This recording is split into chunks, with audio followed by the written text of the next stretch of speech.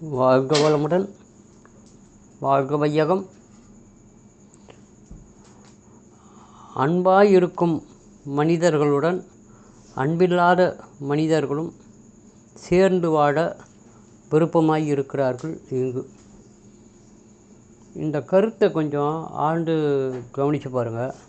மனிதர்களை கூடும் இடங்களில் ஆழ்ந்து கவனித்து பார்த்தோம்னா, ஒருத்தர் பார்க்கும்போது ஒரு உளப்பூர்வமான அன்போடு பார்க்கறதில்ல, பேசுறதில்லை. இங்கே ஏதாவது ஒரு குற்றம் குறைகளை ஒருத்தர் கண்டுபிடிச்சி அதன் மூலிமா சண்டை போட்டுக்கிறதுக்கு விருப்பப்படுறாங்க, மனக்கசப்புகளை வளர்த்துக்கிறாங்க.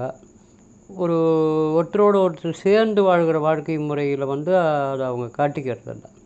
அந்த மனக்கசப்புகளை வெளிப்படுத்தி பிரிஞ்சு போகவே விரும்புகிறாங்க. அது ஒரு குடும்பத்துக்குள்ளே கூட பார்த்திங்கன்னா அன்பாக இருக்கிறவங்க குறைவாக இருக்குது. அன்பில்லாத வாழ்கிறவங்களாக மாறிக்கிட்டு இருக்கிறாங்க. அதுக்கு பல்வேறு காரணங்களும் அவங்கள உருவாக்கிறாங்க மனசுக்குள்ளே. இவங்களுக்கு அவங்கள ஏன் பிடிக்காது, அவங்களுக்கு இவங்கள ஏன் பிடிக்காதுன்ற காரணங்களை இவங்க கண்டுபிடிச்சி காரணங்களால் மனஸ்தாபங்களை உருவாக்கி அந்த ஒற்றுமையை உருகுலைச்சிக்கிறாங்க, தடை செஞ்சுக்கிறாங்க. அதுக்கிடையே சில மனிதர்கள் ரொம்ப குறைவான மனிதர்கள் ரொம்ப எல்லாருக்கிட்டையுமே பார்க்குற எல்லாருக்கிட்டையுமே அன்பாக இருந்து வாழ்கிற சில மனிதர்கள் இந்த சமூகத்தில் இருக்கிறாங்க.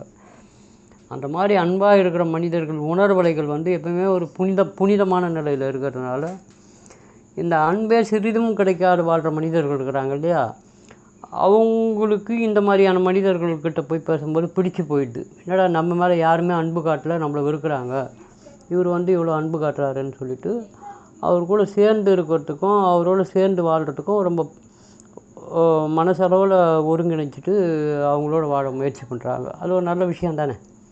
அன்பில்லாத மனிதர்களுக்கு அன்பு செலுத்துவதற்கு ஒரு மனிதர் கிடைப்பது ஒரு புனிதமான விஷயம் தானே. சேர்ந்து இருப்பதை நாம் விரும்புவோம். அன்புடன். வாழ்க வளமுடன், வாழ்க வையகம்.